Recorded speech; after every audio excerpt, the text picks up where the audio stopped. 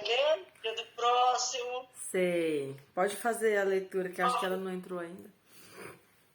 Capítulo 4, versículo 1.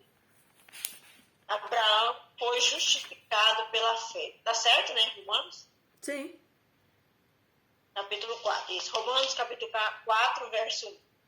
Que diremos, pois, ter alcançado Abraão, nosso pai segundo a carne? Porque se Abraão foi justificado pelas obras, tem que se gloriar, mas não diante de Deus. Pois que diz a Escritura, creu Abraão em Deus, e foi imputado como justiça. Ora, que trabalha não se lhe conta a recompensa como dádiva, mas sim como dívida.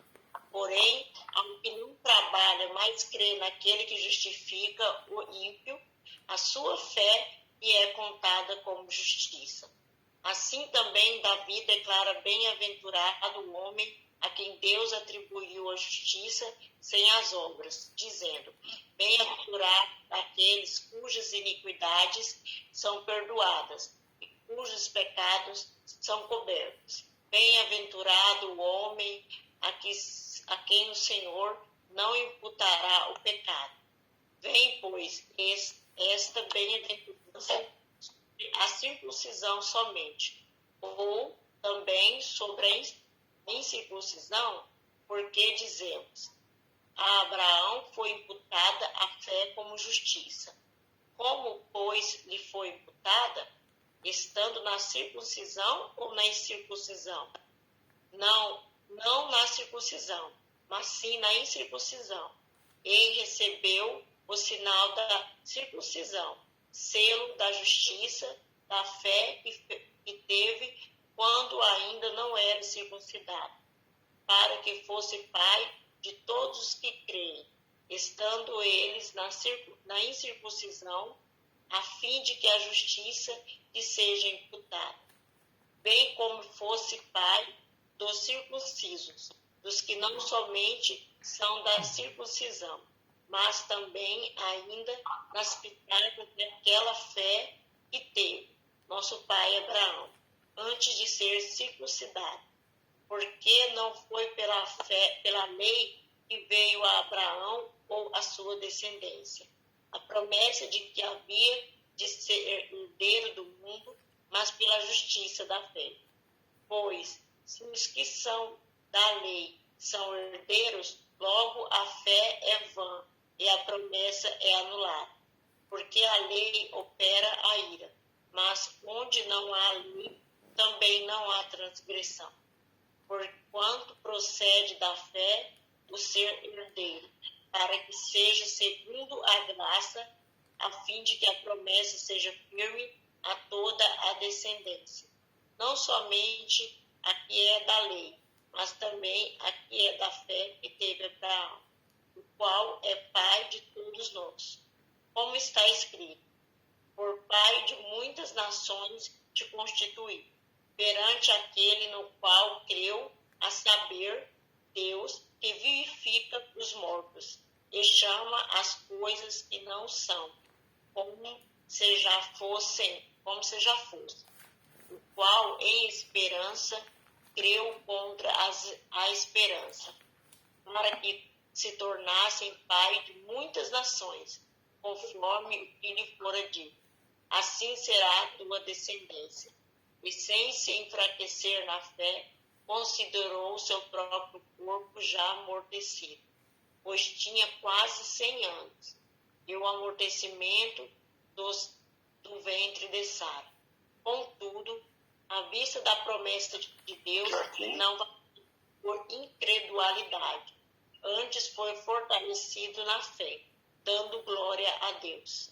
E estando certíssimo de que o que Deus tinha prometido também era poderoso para o fazer, pelo que também isso lhe foi imputado como justiça.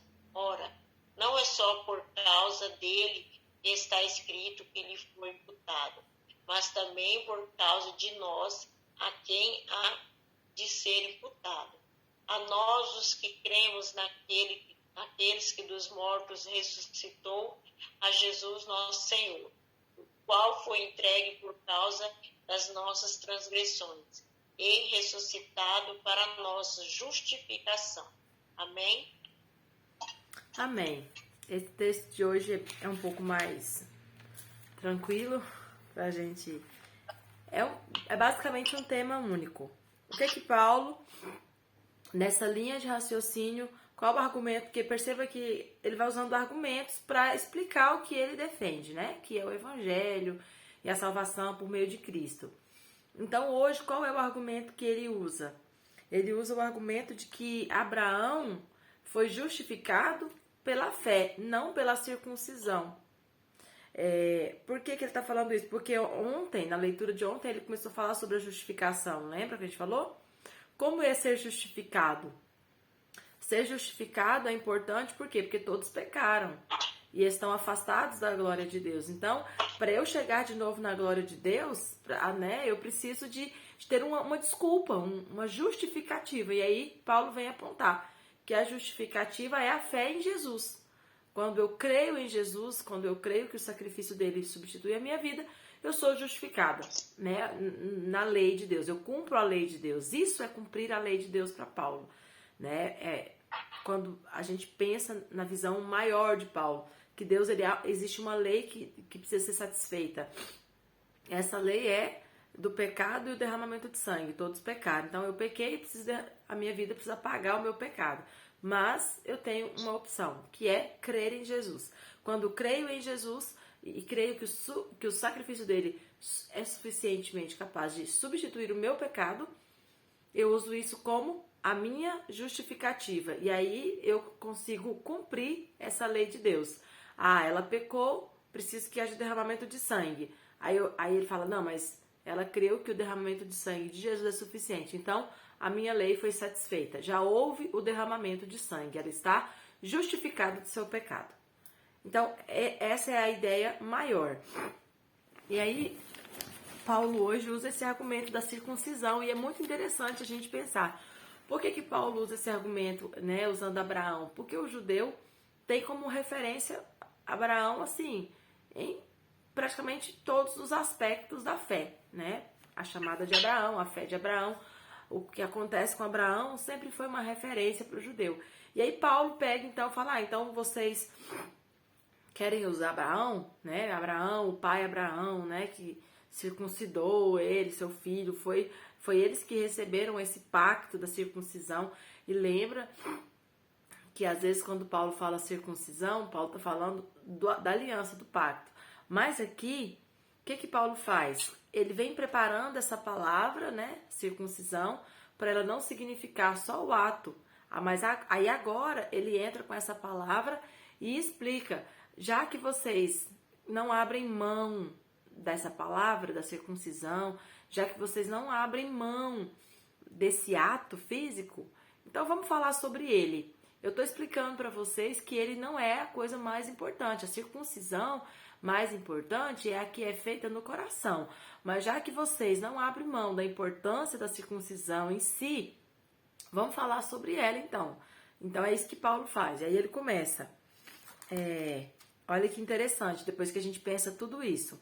Ele diz assim, que diremos, pois, ter alcançado Abraão, nosso pai, segundo a carne? O que Abraão alcançou segundo a circuncisão? Porque quando ele fala segundo a carne, é segundo aquilo que ele faz com as próprias mãos, que existe algo visível, palpável. A circuncisão é algo visível e palpável, então isso é algo na carne. E aí Paulo pergunta assim, o que ele alcançou?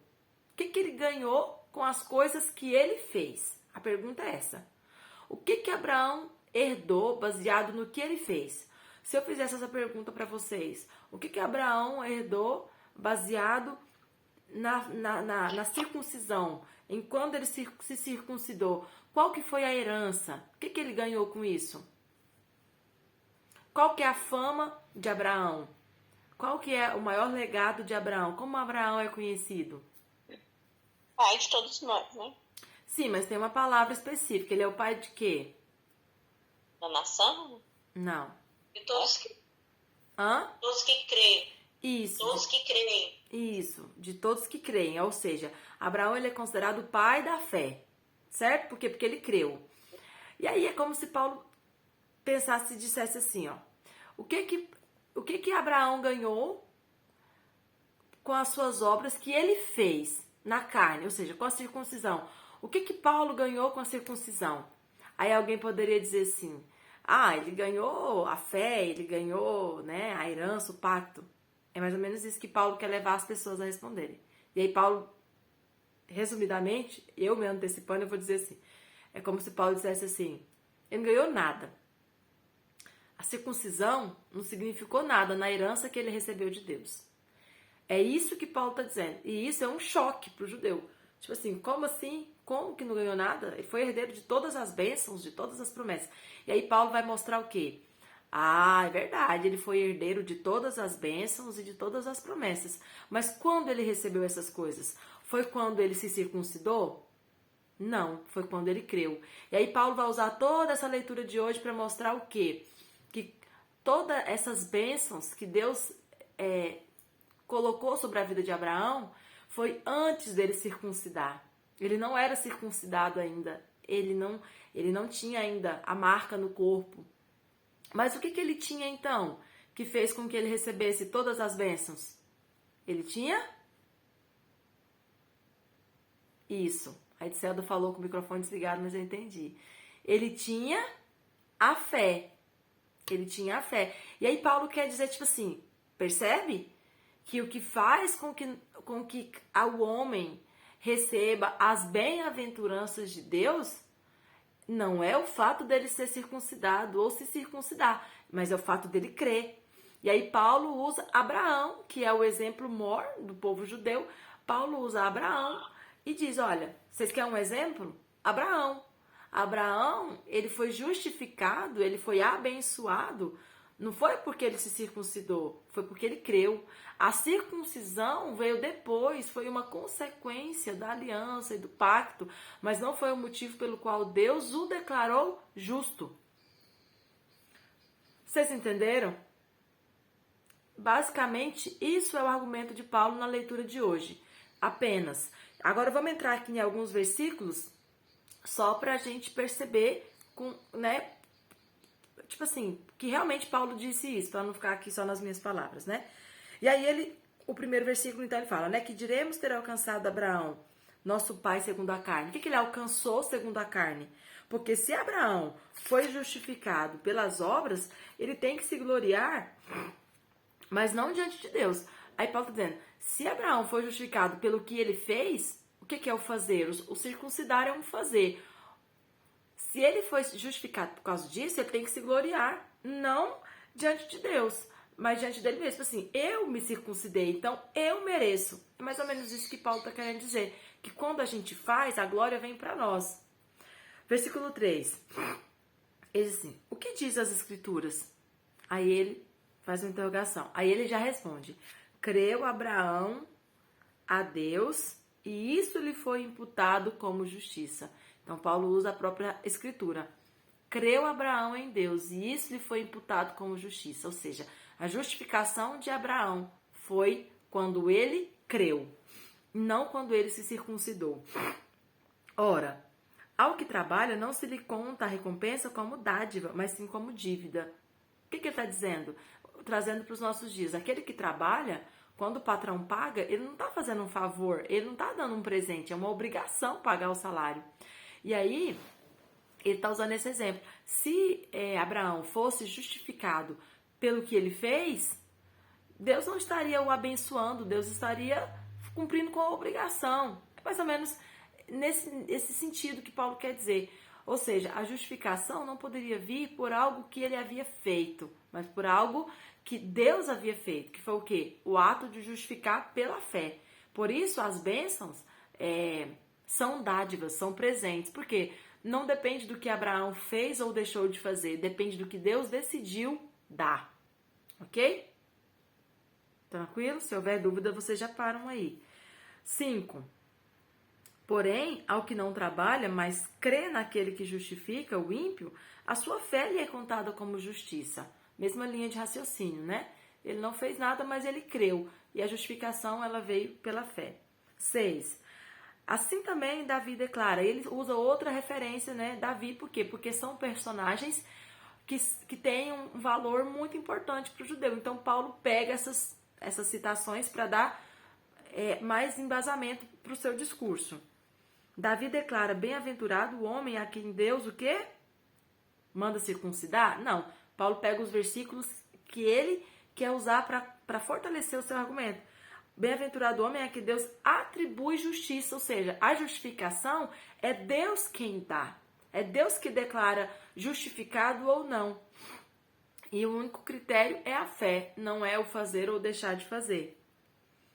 E aí ele fala, sem obras, ou seja, Deus atribui a justificação sem que nós precisemos fazer as obras. E aí o 7 ele fala, citando ainda Davi, bem-aventurados aqueles cujas iniquidades são perdoadas. Quem que tem poder de perdoar pecados? A circuncisão faz isso? Não faz, Deus faz isso.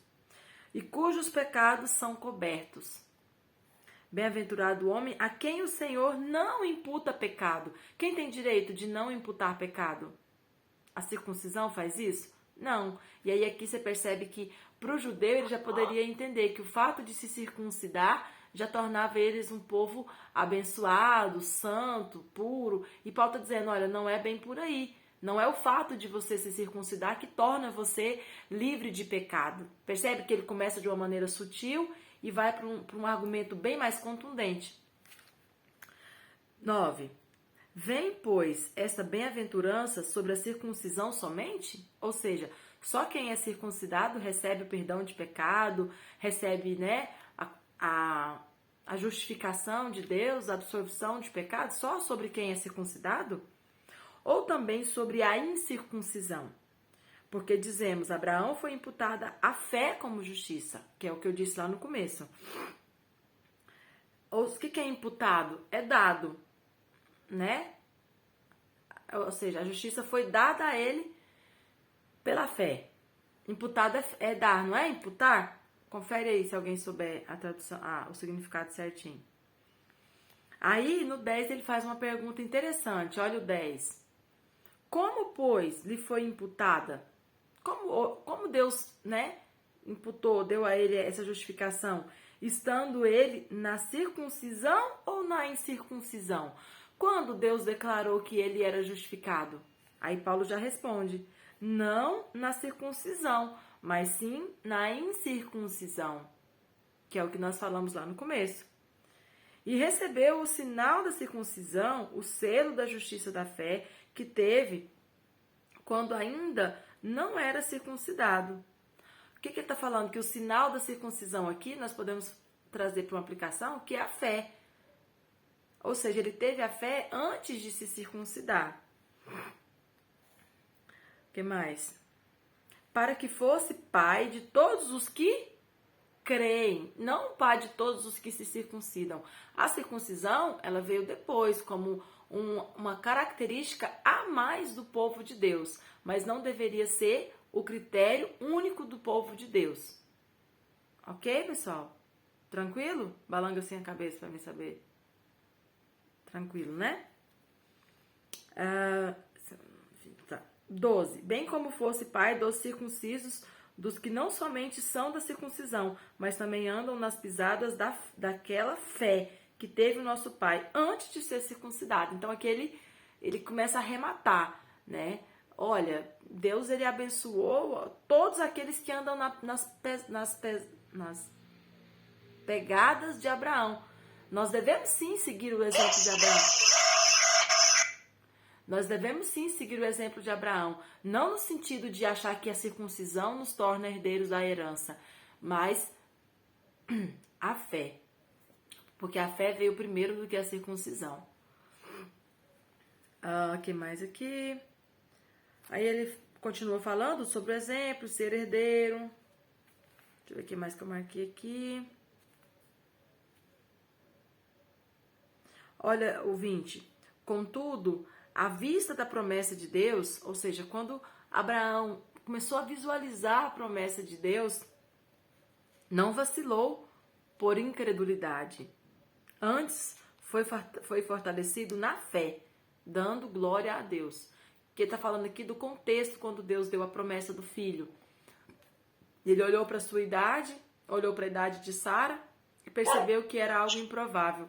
Mas ele diz, não vacilou por incredulidade, mas foi fortalecido na fé. Então, mais uma vez, o que Paulo quer dizer? Paulo quer dizer que o motivo pelo qual Deus abençoou Abraão não foi por causa da circuncisão ou pela circuncisão da carne, mas pela circuncisão do coração. Por quê? Porque Paulo vai explicar que a circuncisão precisa ser no coração. A marca, a fé, né? O pacto é no coração. E quando Abraão aceitou aquele pacto, ele circuncidou o coração. Como? Crendo. Então, naquele momento, a circuncisão verdadeira já havia acontecido. E aí Deus falou assim, em ti serão abençoadas todas as famílias da terra. Eu te abençoo, eu te chamo, te escolho. Naquele momento que a circuncisão do coração aconteceu. E aí depois ele se circuncida, mas ele já havia sido abençoado. Qual foi o fator? A fé. É basicamente isso. Alguma dúvida?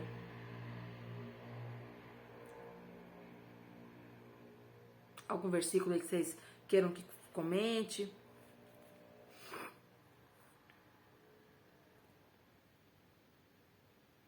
Aí no finalzinho, ele já aplica Jesus. Olha aqui. Mas também por causa de... pelo que também isso lhe foi imputado como justiça, né? A fé. Ora, não é só por causa dele que está escrito que lhe foi imputado. Olha o que Paulo fala. Não é só por causa de Abraão que está escrito que lhe foi imputada a justiça pela fé, mas também por causa de nós. Então, Paulo pega aquela promessa e traz para os nossos dias. E é o que nós podemos fazer hoje. Pegar aquela promessa de Abraão e trazer para os nossos dias. Mas também por causa de nós, a quem há de ser imputado. A nós, os que cremos naquele que dos mortos ressuscitou a Jesus, nosso Senhor. Então, olha que coisa linda. Paulo pega e fala, olha, não foi só por causa de Abraão que Deus usou essa expressão. É para que hoje nós possamos usar a mesma expressão. Que nós somos justificados pela fé. Então, hoje nós podemos dizer com todas as palavras, não é pelo que nós fazemos na carne.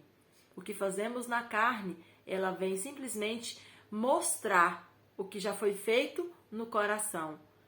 Porque a justificação não é pelas obras na carne, é pela fé. Então, Deus imputou a fé em Abraão, imputou justiça na vida de Abraão pela fé, não só por causa de Abraão, mas para que nós tivéssemos hoje um exemplo e pudéssemos entender que isso vale para nós. Que a nossa fé em Deus, né, que ressuscitou a Jesus dentre os mortos, nosso Senhor, o qual, aí tá falando já, né, de Jesus, foi entregue por causa das nossas transgressões e ressuscitado para a nossa justificação. Então aqui ele arremata essa pregação, né, mostrando que tudo tinha um objetivo.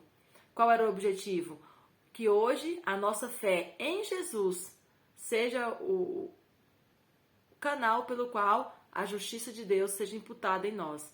A fé não agora na promessa, mas a fé na ressurreição, a fé em Cristo. Então, quando eu creio que Deus ressuscitou Jesus, que Cristo morreu e ressuscitou por mim, essa fé, ela é o atestado da minha justificativa. Tipo assim, eu consigo cumprir a lei de Deus, de ser justificada. Tranquilo, pessoal? Deu para entender esse princípio da justificação pela fé, o exemplo de Abraão?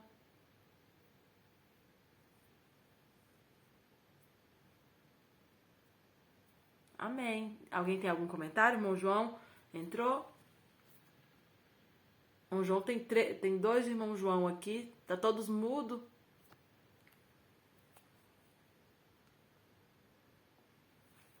Bom, pessoal, então... Tô te ouvindo, Daiane. Tô te ouvindo.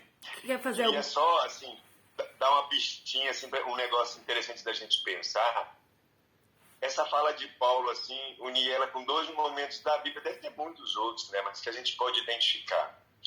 O próprio Jesus, segundo João, tá lá em João 8,37, ele tem essa discussão mais ou menos nesse sentido.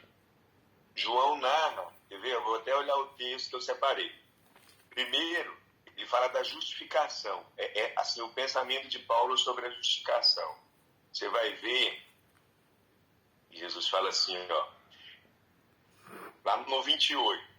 Disse-lhes, pois, Jesus, quando levantardes o Filho do Homem, então conhecereis que eu sou, e que nada faço por mim mesmo, mas isso que falo com o Pai. E aquele que me enviou está comigo, e o Pai não tem.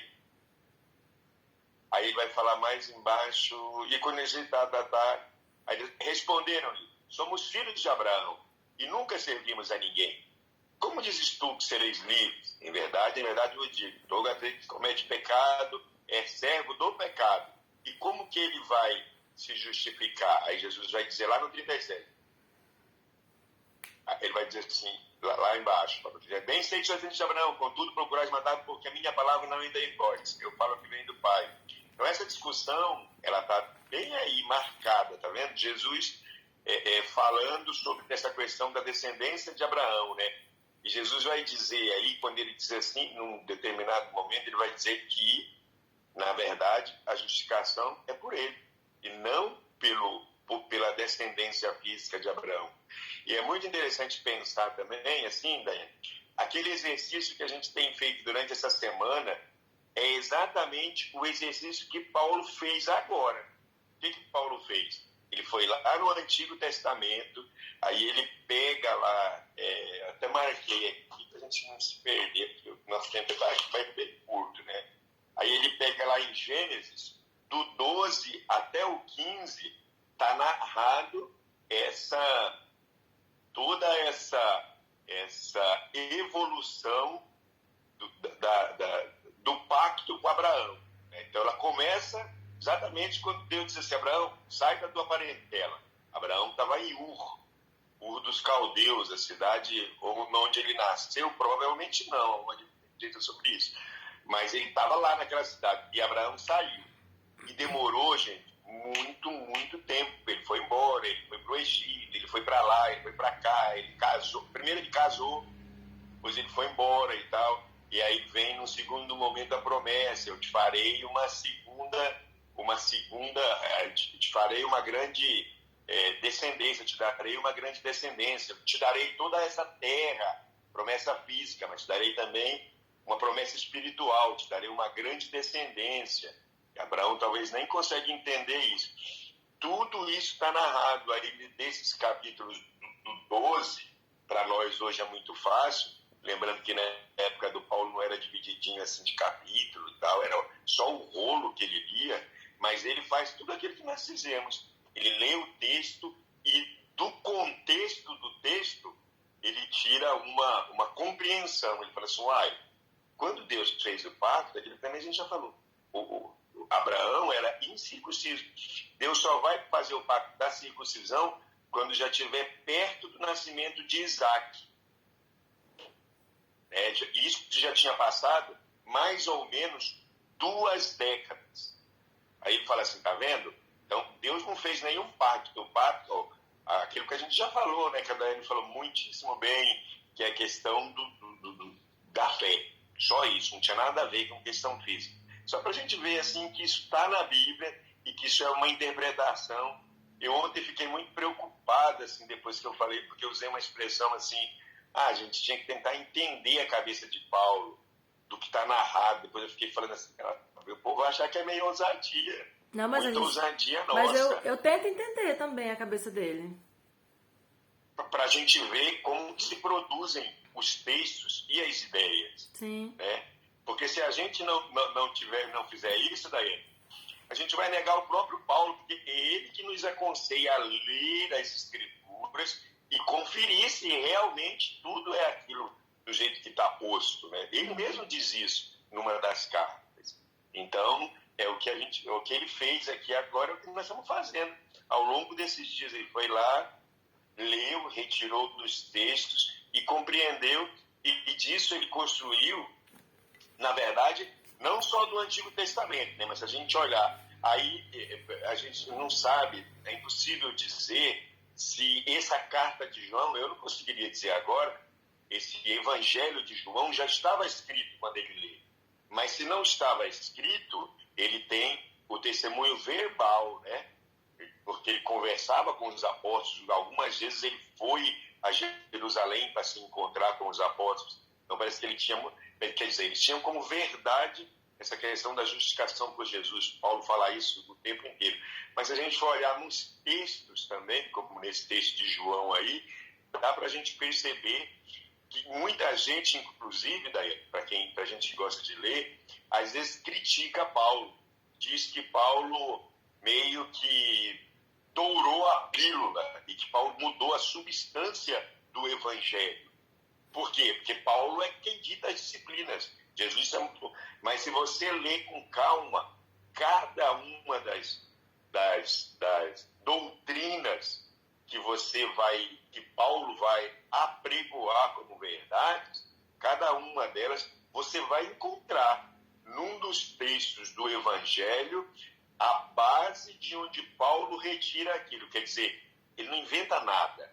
Ele faz questão de não inventar nada. Se a gente for olhar aqui, porque eu olhei muito rapidamente, mas eu tenho certeza que em outros momentos, além desse de João aqui, nós vamos achar a base no Evangelho para isso que Paulo está dizendo agora.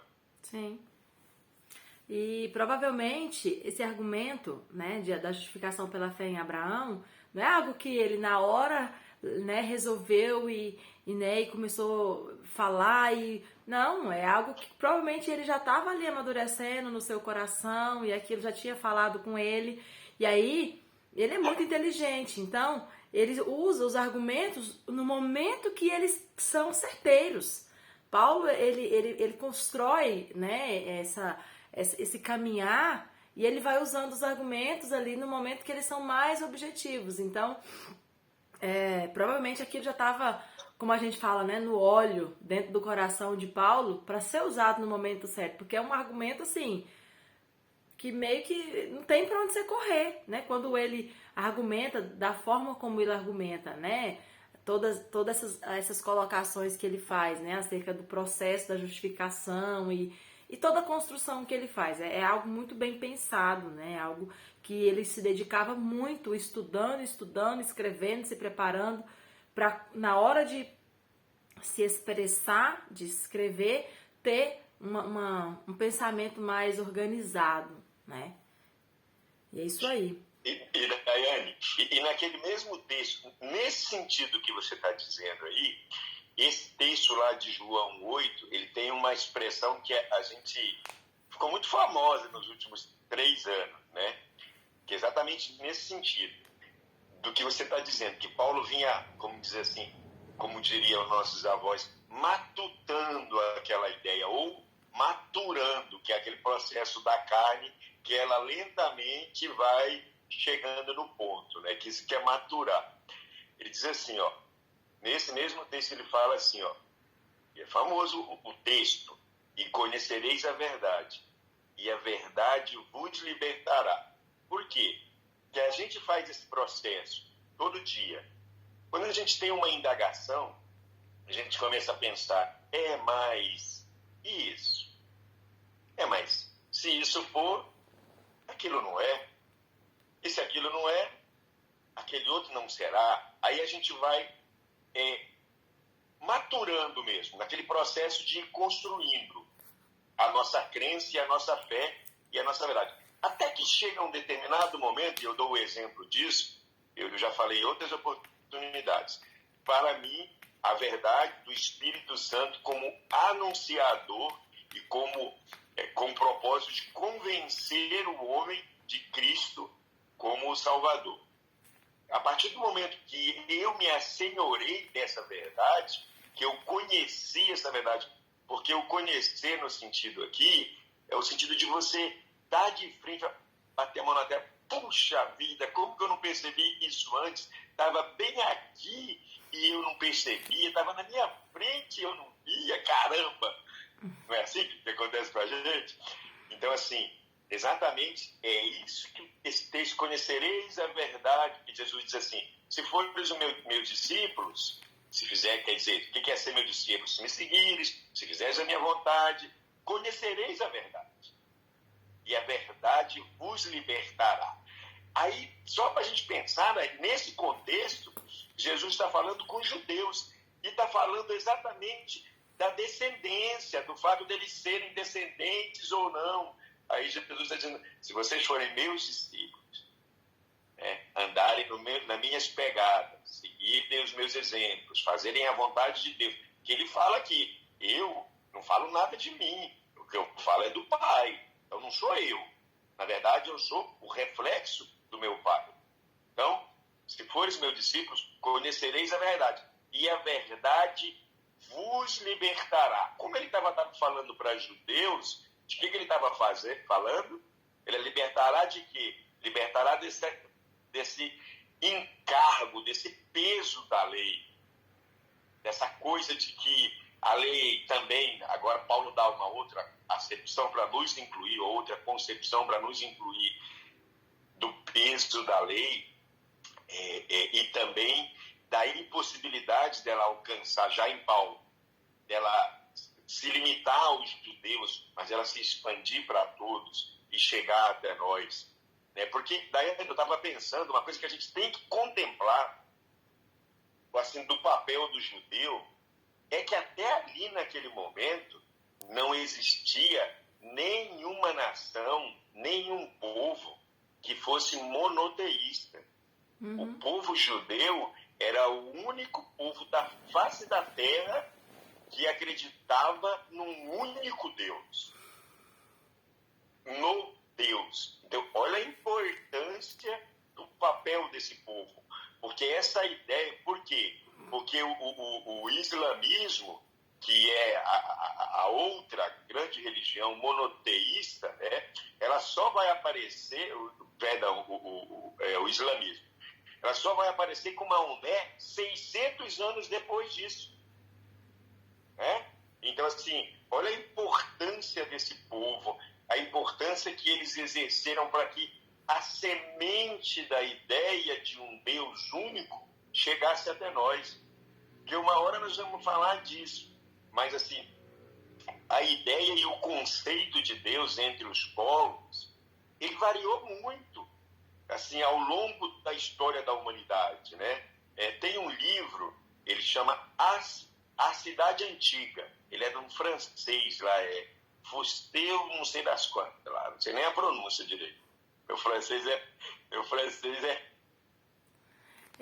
na verdade, vamos encerrar aqui que o nosso tempo vai acabar. Esse conceito, né, que o senhor está colocando, como o João está colocando, não só sobre o monoteísmo, a novidade era não só ser servo de um Deus único, mas de um Deus invisível. Então eram duas situações que fugiam do padrão do mundo. Todas as nações adoravam vários deuses e tinham suas formas visíveis.